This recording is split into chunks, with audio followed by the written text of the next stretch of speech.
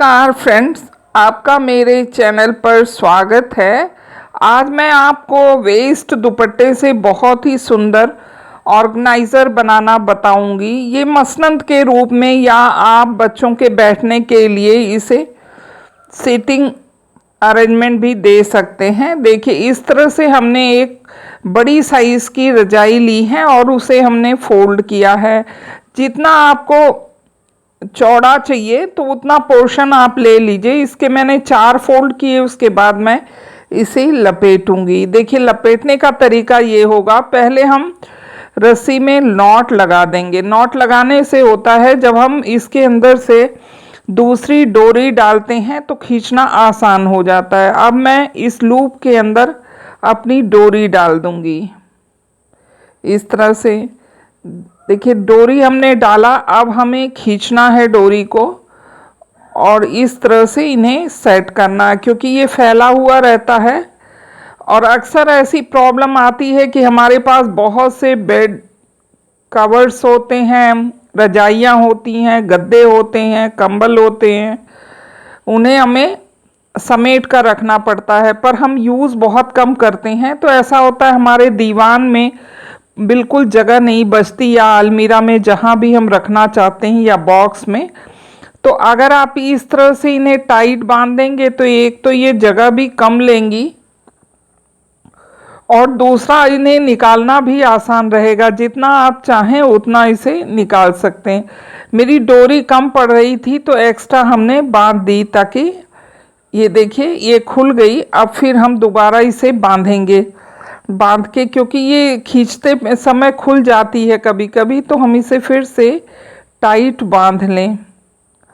और आप चाहें तो सेम इस तरह भी रख सकते हैं, बिना कवर बनाए बांधे के। पर इससे ये होता है कि रजाई या कंबल जो हम रखते हैं वो गंदे हो जाते हैं और पूरी तरह बिखरे रहते हैं, हमें बार बार इन्हें दिखाना पड़ता है। अगर आप चाहें तो इन्हें इसी तरह से धूप में भी रख देंगे गर्मी के दिन में, और फिर ला के रख देंगे तो ये फ्रेश बने रहेंगे। इनके पहले साइड हमें ले लेना है नाप, और इसे बीचों बीच ले जाना है। उससे 2 इंच ज़्यादा हम ले लेंगे, जहाँ से हमें फोल्ड करना है नाड़ा डालने के लिए। तो 2-2 इंच दोनों तरफ ले लेंगे तो हमें नाड़ा डालने में आसानी होगी। तो पहले हम इन्हें लेंगे और फोल्ड करके हमें इन्हें सिलना है।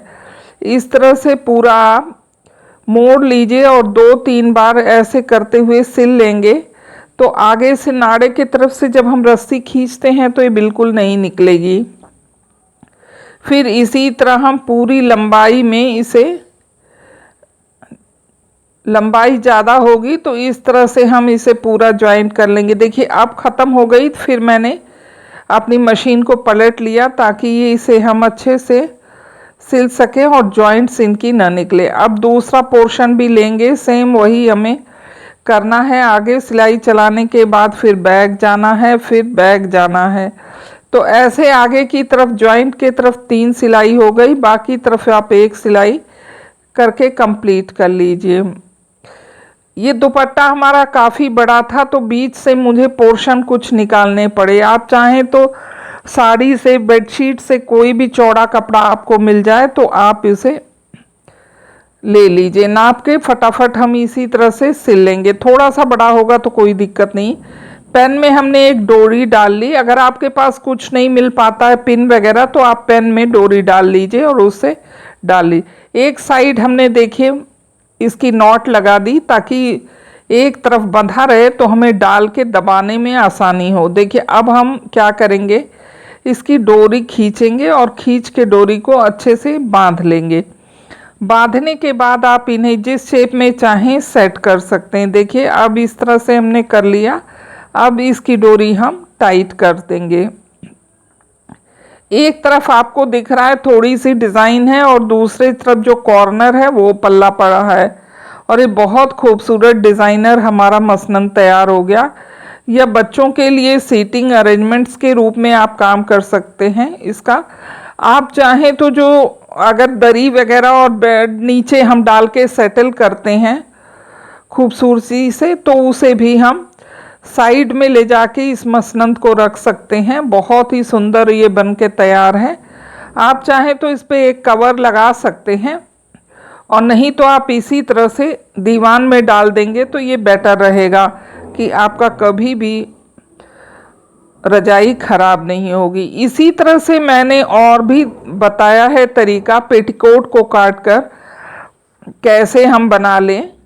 इस तरह से हम देखिए इसे बना लिए, क्योंकि ये काफ़ी बड़ा था, साइज़ डबल बेड की रजाई थी तो काफ़ी चौड़ी थी, तो मैंने इसीलिए इस तरह से बनाया।